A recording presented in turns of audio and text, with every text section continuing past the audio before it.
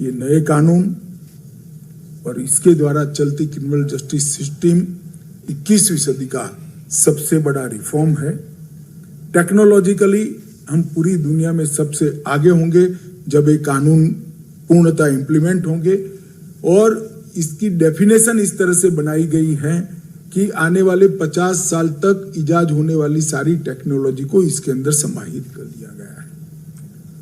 मानो हम ई डॉक्यूमेंट्स, अब इसकी डेफिनेशन बन गई, कानूनी मान्यता आ गई, तो फॉर्म कोई भी बदल जाएगा, प्रकार कोई भी बदलेगा, टेक्नोलॉजी कितनी भी अपग्रेड होगी, वो ई डॉक्यूमेंट ही माना जाएगा।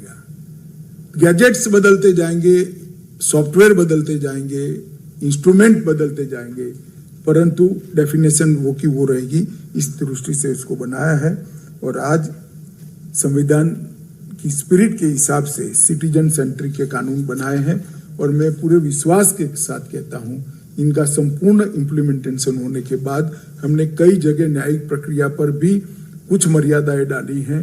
इसके कंप्लीट इम्प्लीमेंटेशन हो जाने के बाद किसी भी फरियाद पर 3 साल में सुप्रीम कोर्ट तक जजमेंट आ जाएगा। इस प्रकार की टाइम बाउंड व्यवस्था हमने इसके साथ की है। न्याय सेतु एक डैशबोर्ड है, वो इंटरलिंक्ड है, ये 5 लिंब के साथ इंटरलिंक है। कोई भी इंफॉर्मेशन अपलोड होगी वो अपने पासवर्ड के साथ 5 लिंब को उपलब्ध होगी।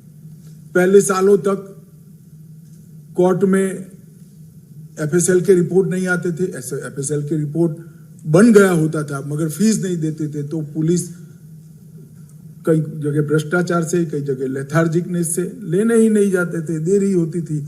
अब एफएसएल ने अपलोड करना है जो सीधा कोर्ट के टेबल पर भी, न्यायाधीश महोदय के टेबल पर ही सीधा पहुंच जाएगा, वो भी डाउनलोड कर सकते हैं और पुलिस भी सीधी डाउनलोड कर सकती है। पुलिस, अस्पताल, फॉरेंसिक साइंस की लेबोरेटरी, प्रोसिक्यूशन, कोर्ट और प्रिजन, ये सारे न्याय सेतु के माध्यम से लिंक हो जाएंगे। तो एक अजीब प्रकार की लय हमारी न्यायिक प्रक्रिया में आएगी जिसमें कागज का स्थान ही नहीं होगा और देरी की जगह ही नहीं होगी। जो ई साक्ष्य है वो घटनास्थल की जितनी भी वीडियोग्राफी और फोटोग्राफी है वो सारी की सारी फोटोग्राफी और सारी गवाही ई साक्ष्य सर्वर पर सेव की जाएगी और तुरंत ही इसका सर्टिफिकेट कोर्ट में भी जाएगा, आईओ के पास भी पहुंच जाएगा और फरियादी के पास भी पहुंच जाएगा। इसके साथ ई समन, पूरे समन अभी आधी प्रक्रिया हुई है, कोर्ट से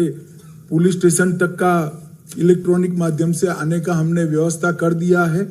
आने वाले दिनों में पुलिस स्टेशन से जिनको समन भेजा जा सकता है उसको भी इलेक्ट्रॉनिक तरीके से भेजा जाएगा। इससे ढेर सारी सुविधा तो होगी ही, मगर देरी को भी हम